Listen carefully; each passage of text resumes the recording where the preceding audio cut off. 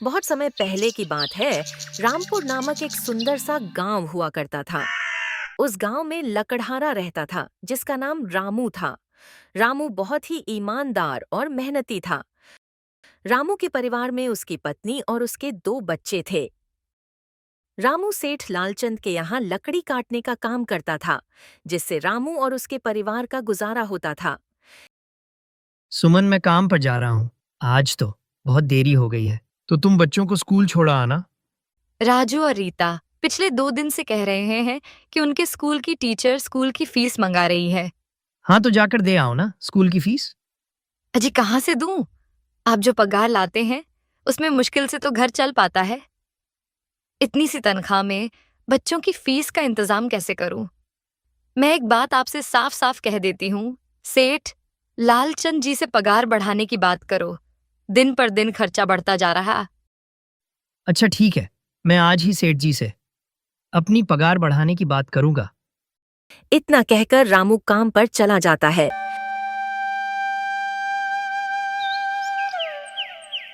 अरे भाई, आज तो पगार का दिन है। देखना, आज ये सेठ लालचंद कोई ना कोई तो लफड़ा जरूर करेगा। ये सेठ लालचंद हमेशा कोई ना कोई बहाना बनाकर पगार कम कर देता है। और पिछली बार भाइयों, इसने मेरी आधी पगार काट ली थी, यह कहकर कि जो मैंने उनसे 500 रुपए उधार लिया था उन पर ब्याज बढ़कर 1000 हो गया है। ये सेठ लालचंद एक नंबर का घटिया आदमी है भाई लोग। एक तो यह सेठ लालचंद हमसे 2 गुना काम करवाता है और फिर बदले में पैसे भी नहीं देता है।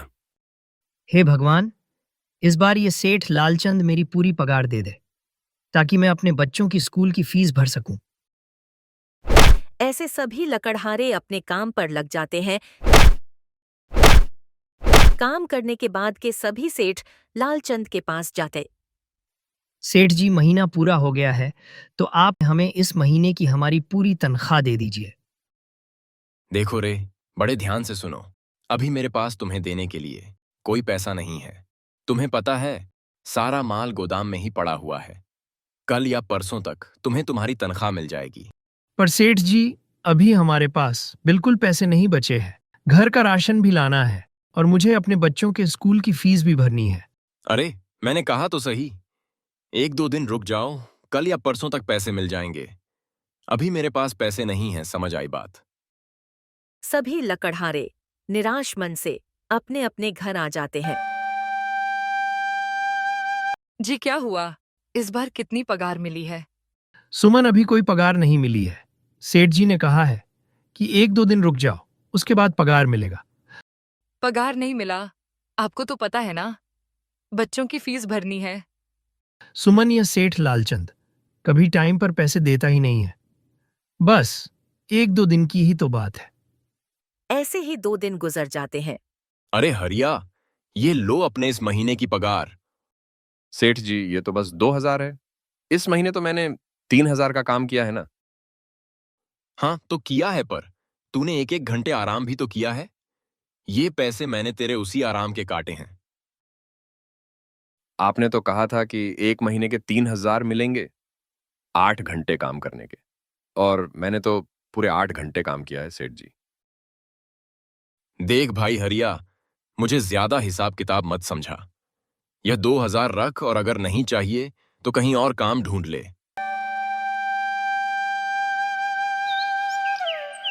रामू, ये लो तुम्हारी पगार, 2500।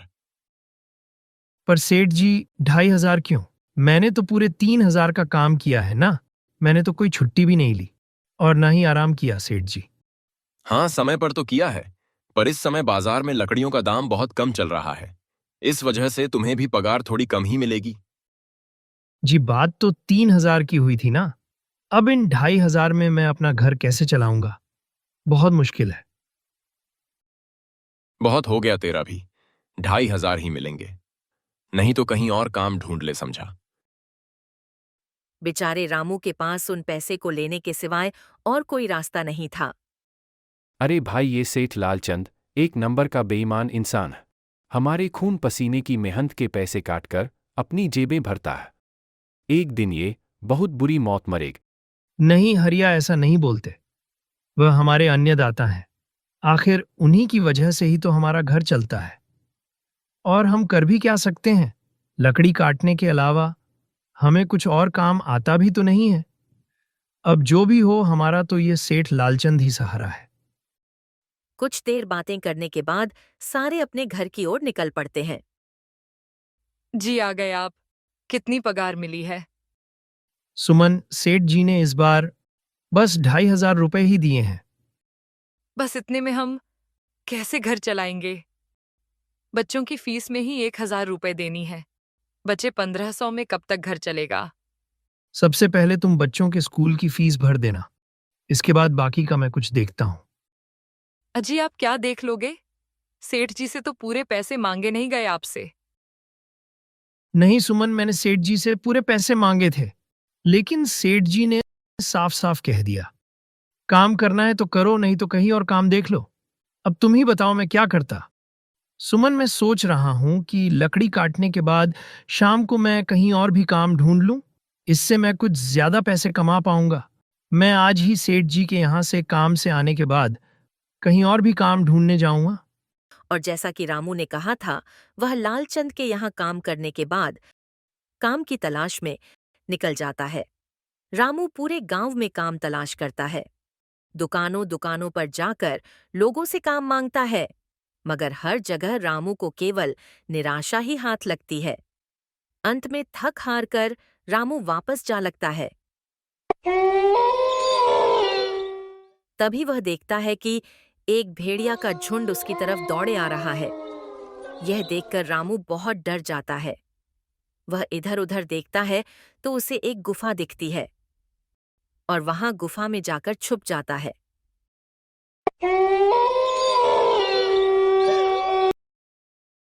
हे भगवान, आज तो बाल बाल बच गया मैं, नहीं तो ये भेड़िए जिंदा नहीं छोड़ते।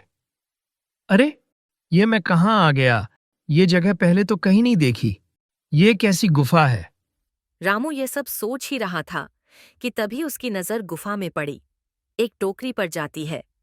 और ये टोकरी यहाँ इस गुफा में कौन छोड़ गया? मैं इसे उठाकर अपने घर ले जाता हूँ, सामान रखने के काम आ जाएगी। रामू उस टोकरी के पास जाता है। रामू जैसे ही उस टोकरी को हाथ लगाता है, गुफा में से एक आवाज आती है। रुक जाओ, इसे छूने की कोशिश मत करो। ये आवाज सुनकर रामू एकदम डर जाता है। तभी गुफा में एक जिन प्रकट हो जाता है और वह रामू से कहता है, कौन हो तुम और मेरी गुफा में क्या कर रहे हो?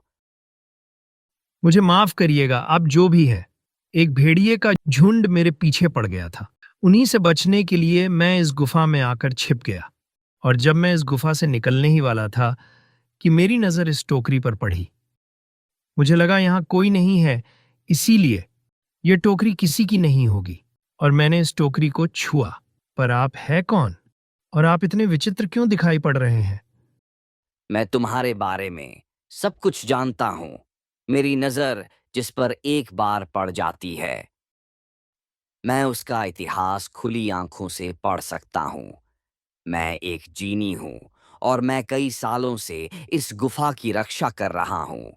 यह गुफा मेरे पूर्वजों की है और इस गुफा में बस वही व्यक्ति घुस सकता है जिसका मन एकदम साफ हो। तुम एक सच्चे इंसान हो, इसीलिए तुम इस गुफा में घुस पाए, टोकरी को छू पाए। और अब जब तुमने इस टोकरी को छू ही लिया है, तो अब यह टोकरी तुम्हारी हुई। नहीं, ये टोकरी मुझे नहीं चाहिए, मैं तो बस देख रहा था। डरो मत रामू, ये टोकरी तुम ले जाओ। ये कोई साधारण टोकरी नहीं है, बल्कि यह एक जादुई टोकरी है। जादुई टोकरी? क्या ये वही जादुई टोकरी है जिसकी कहानी हमारी दादी हमें सुनाया करती थी कि किसी गांव में एक जादुई टोकरी हुआ करती थी और वह सबकी इच्छाएं पूरी करती थी?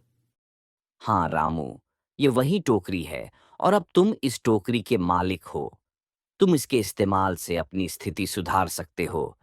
पर याद रखना, तुम जो भी वस्तु इस टोकरी में एक बार डालोगे, वही वस्तु तुम्हें बार बार इस टोकरी में डालनी होगी। इसके अलावा तुम कोई दूसरी चीज इस टोकरी में नहीं डाल सकते।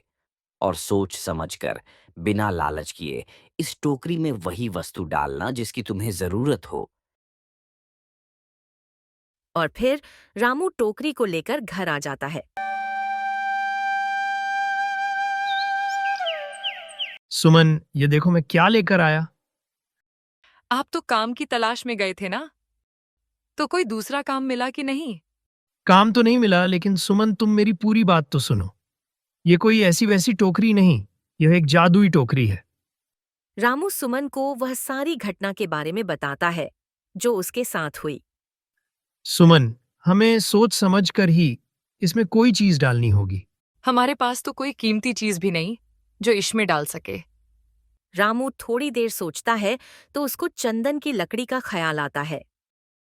सुमन, तुम्हें याद है ना, जब मैं एक बार जंगल में लकड़ी काटने गया था तो मुझे एक चंदन की लकड़ी मिली थी और मैंने उसे तुमको लाकर तुम्हें दिया था। जी हाँ, दी तो थी। तुम उस लकड़ी को ले आओ। हम उस चंदन की लकड़ी को ही इस टोकरी में डालेंगे और चंदन की लकड़ी से अपना एक व्यापार शुरू करेंगे। सुमन चंदन की लकड़ी को ले आती है और उसे टोकरी में डाल देती है। वह जैसे ही चंदन की लकड़ी उस टोकरी में डालती है, उसमें कई सारी लकड़ियां आ जाती हैं। कितनी सारी चंदन की लकड़ियां हो गई। अगर आप इसे बेचेंगे तो इससे काफी अच्छे पैसे मिलेंगे।